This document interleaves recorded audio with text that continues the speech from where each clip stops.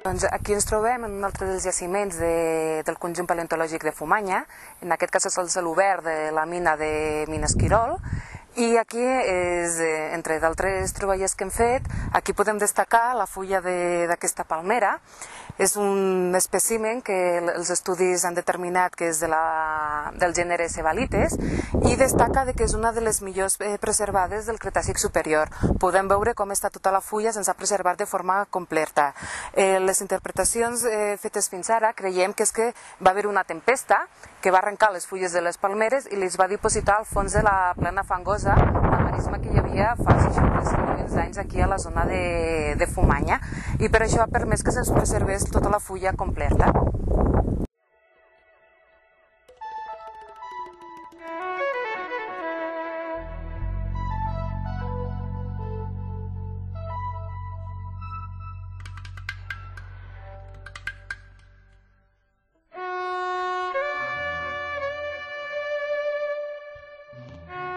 Aquí us mostro una reconstrucció que els geòlegs han fet de la paleogeografia, de com seria aquesta zona d'Europa fa 65 milions d'anys.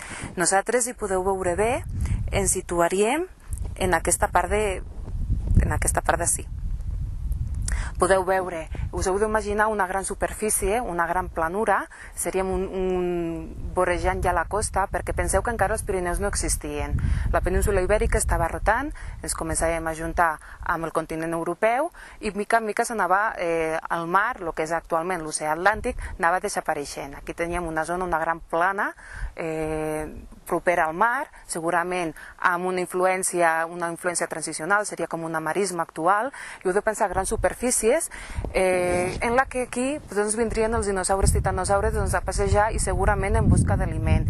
Prova d'això és la multitud de rastres que hem trobat aquí.